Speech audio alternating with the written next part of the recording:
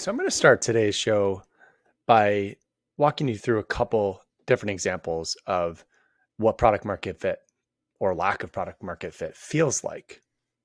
So have you ever been in a company where it feels like leads are coming at you from every direction? People are downloading your app or they're signing up in droves and you just can't keep up with the volume and scale of what's coming in the door. And in fact, a lot of your internal processes now may be broken because you've never had this much demand and you haven't really thought about what it actually means to have this much demand. And you're building systems and teams and hiring people to keep up with the demand. And conversely, have you ever been in a situation where no matter how hard you try and all of the things that you do just are not really driving the results that you expect or that you want? And that deals are taking a really long time to get over the line, or that your customers are kind of feeling meh about your product, or your team doesn't even really know what they're supposed to be doing because there's just not enough traction yet to really quantify their efforts. Well, these are two different sides of the same coin. And that coin is the product market fit coin. So today I'm going to walk through some definitions of what product market fit is. And I'm going to give you some examples, both from my career as well as some other companies that I've seen in terms of what that feel is when you've reached it. But for many of you out there, you're probably wondering, well, I keep hearing about product market fit. Certainly it's one of the most talked about components of at least getting your foot in the door, starting startups. And as you start to approach the level of quote unquote scale. So let me define what I think happens when you've got product market fit. And then we'll get into some of the definitions and some of the other nomenclature in a little bit. So to boil it all down, product market fit really is an indicator that you've got revenue or customers coming in where you can quantify the inputs and outputs of what's happening in your business. And so generally this is indicated by some kind of revenue metric. But the problem with revenue, as we've discussed before, is that it's a lagging indicator of success or failure. So with product market fit, what we're trying to measure is what is the impact that your product is having on your audience? And specifically, are you moving in the right direction on customer acquisition, discovery, things like conversion rate optimization, and are you retaining customers? And generally, product market fit is going to be the measure of your revenue against some kind of payback period. And then it's also going to be coupled with some retention metric that you're going to have. So those are kind of the technical details. And so when you're trying to measure product market fit, or you're thinking or wondering to yourself, do I have it? Likely there's a metric that you can, in fact, look at. But most founders describe it more as a feel. So again, going back to some of the stuff I started with, if you feel like you just have to constantly hustle to get what you want out of your customers and out of your users, then you're likely just before or even early in the life cycle of product market fit. So why does product market fit matter? Well, once you hit product market fit, you generally can start to scale up your company. You can have some benchmarks around actually spending money to grow your company. You're going to have more confidence in your financial and growth models. You're going to have confidence in your retention models. But it's this elusive set of metrics that we're trying to get at in this episode. Like, it's really easy to say, okay, well, I don't have, or I do have product market fit by feel, but let's start to try to quantify it. So there's been a lot of thought leadership in this space in terms of definitions around product market fit. So everybody from Harvard Business Review to HubSpot to Sean Ellis to Reforge, and kind of a lot of stuff kind of in between, VC firms talking about it. There's been a lot of definition and in different ways to think about it. And I think there's really two ways to really quantify product market fit. One is more of a qualitative assessment. So when this theme really started to emerge probably 10 or 15 years ago, There was an entrepreneur and investor and advisor named Sean Ellis who effectively invented the nomenclature around growth hacking. And he said, just ask users, how would you feel if you could no longer use your product? And then measure the percent of those audience members who answered very disappointed. And so what Sean Ellis found was that the product market fit benchmark was around 40%. So companies that struggled to find product market fit generally had less than 40% of users saying that they'd be very disappointed if the product just went away. Right. So that's a very qualitative way to do this. And you can do this through NPS, or you could do this through customer surveys. Superhuman's CEO, Rahul Vora, then a number of years back came up with kind of a different way to map that same question. So how would you feel if you no longer could use our product? But what he started to try to figure out was, okay, well, if we can build some benchmarks around this as a set of key metrics, maybe there are things that we can do to actually optimize the way we think about customer onboarding and retention and acquisition and all those things to quantify against improving product market fit, which really kind of got me thinking about how I've had product market fit or lack thereof in different companies throughout my career. And I wanted to see, could we take this concept to a level where we can actually measure it with data? And I think we can. I think there's been some evidence of this, both from Rahul's findings and Reforge's work, and there's many, many, many others who have been involved here. HubSpot has done a lot of great work here as well in terms of helping to bring definition around the nomenclature of product market fit to the table. But one of the ways that I love to think about whether or not we've got product market fit, or whether the product is improving to a point where we may find that level of product market fit, is back to activation and the activation curves that we can put together based on metrics that we're learning from usage of our products and services from our customers. So, for example, one way to look at your growth towards product market fit is to analyze what are the metrics, what are the actions in my product that users have to take in order for me to have usage and retention.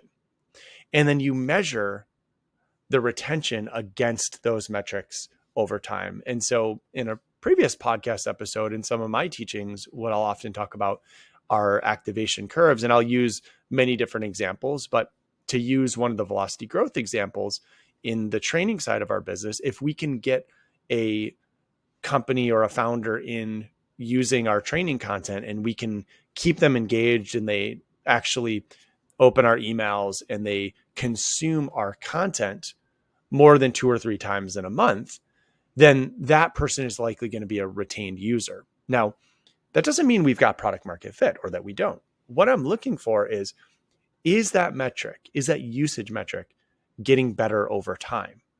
And at a certain point, there's going to be an ability to plot your activation curve and your retention metrics on a chart and have a position where your activation doesn't just fall off a cliff and every new customer that you get in the door churns.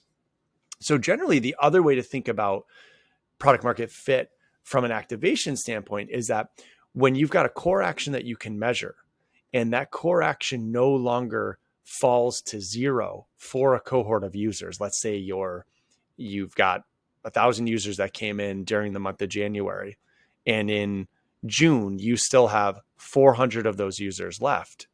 And let's say in February, you sign up 1,000, and in July, you've got 700 of those users left. It means that your retention's getting stronger. It means that the activity that those users are doing is likely getting better, meaning they're more engaged. And that's an indicator that you're on the path towards product market fit. And so then the question is, well, how do I actually increase the velocity of reaching product market fit?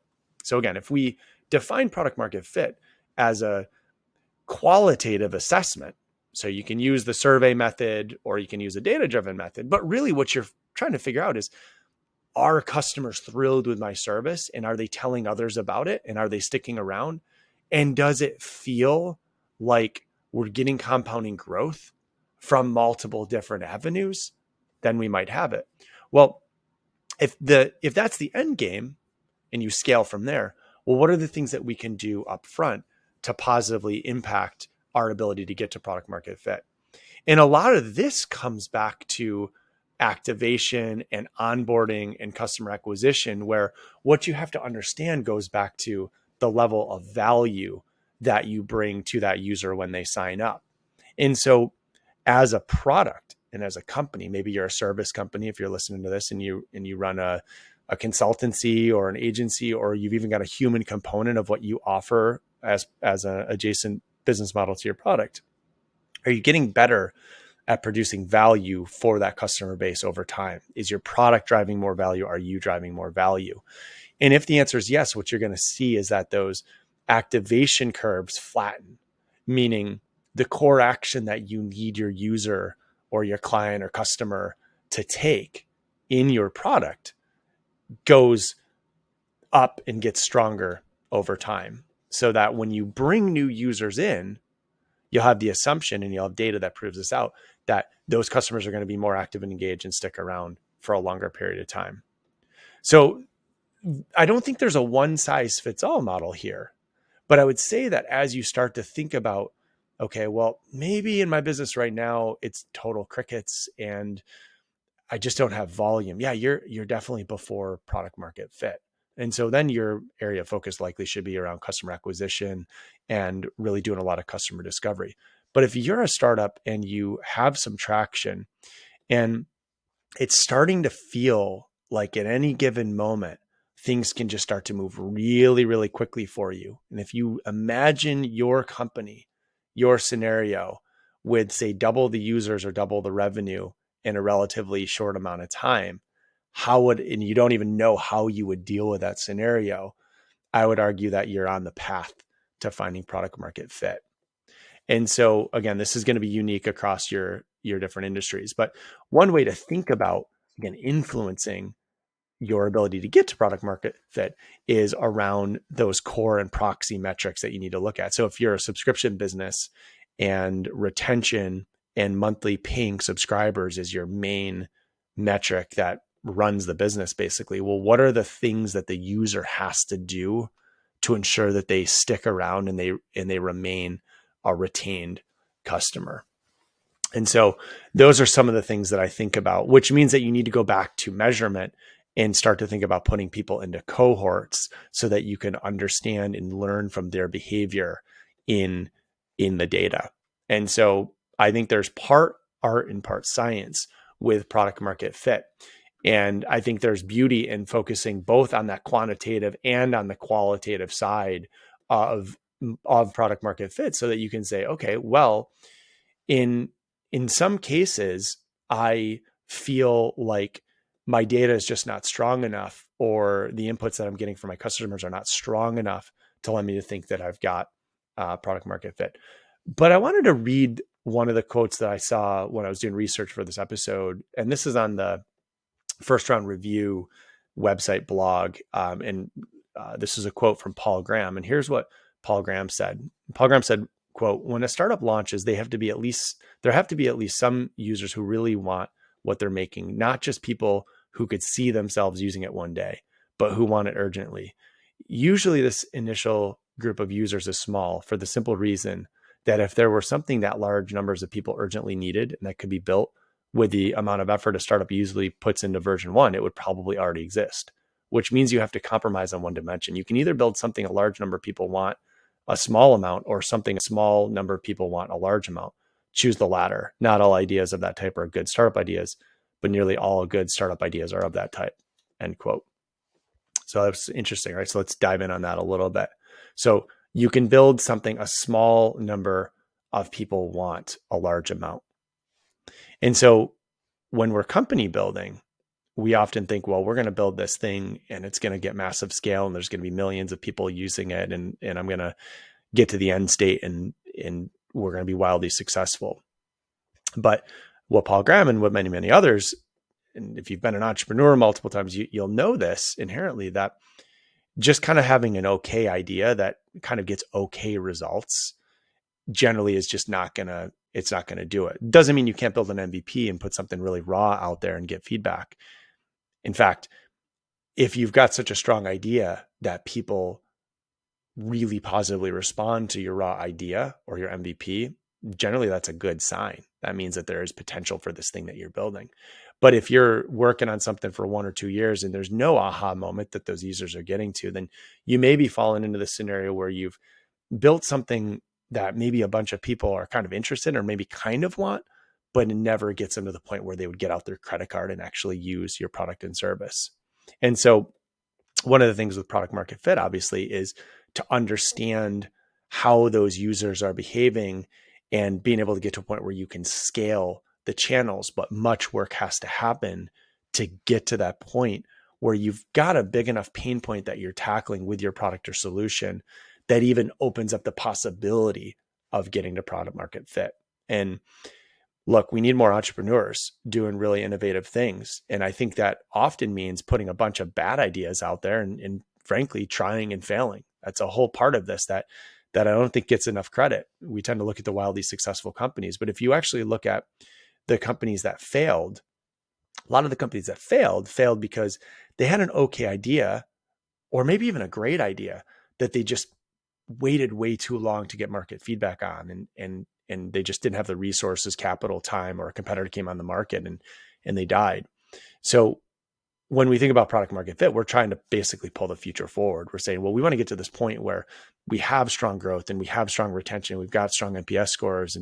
And yeah, many people, a very high percentage of people, if we just pull the product out of their lives, would be very disappointed. We kind of want to skip to that step, but we really can't. So I do think it's critical that we get early products in front of people to validate how big of a problem the solution you've put together is. And then can you monetize off of that? And then from there, that's an indicator of a strong enough idea. If you put an MVP out there and you can get people to pay for it, there's a sense that you could, in theory, get to product market fit by working really hard and continuing to do a lot of things the right way because you've solved a real pain point. And if you spend a year or two building something and you put it out there and nobody's willing to pay for it, yeah, it's likely going to be a really tough and long road. So I'd urge you to really start simple. Just because product market fit means you're getting to this point where you're kind of scaling, it doesn't mean that in any way you can skip the stages of product building and market discovery to get there. So it's a long road. But I think you'll start to feel this. You'll start to know when you've got it. And the cases where I've found product market fit with my companies, it quite literally does feel like things are getting out of control in a good way. It's like you're growing too fast and things are going to break, that type of feeling. And just be mindful though, right? I think a lot of companies that have raised capital trick themselves into thinking they've got product market fit because they've raised a bunch of capital and they apply that capital to artificial growth. And when all of that gets boiled away, they learn that they don't have product market fit. So you really do have to use some of these qualitative sides of measurement, talk to your customers and try to get a sense of how do they actually feel about the service and value that you're bringing to them? Because you could just spike your metrics by spending money or by finding a viral loop in an acquisition channel or by getting some great PR. Doesn't mean that you've got product market fit. In fact, I've been in a couple scenarios where I've been in highly capitalized companies that very clearly were pre-product market fit. Like customers really didn't care if the product went away. And yet we were leveraging a lot of growth through customer acquisition, but then retention's not great. And that's also an indicator that you don't have it. So hopefully I've given you some stuff to take away today. Just kind of a little bit of a dive into product market fit. I'd love to understand from you how you're measuring product market fit and if you've had this experience, what it feels like. And maybe conversely, if you're really struggling with growth and it feels like you're just moving really, really slowly, hit me up if you've got any questions, and I'd be happy to take a look at the model to see if there's anything that I can do to help in terms of finding areas where there might be some growth opportunities. Anyways, hope you enjoyed the show. Thanks so much.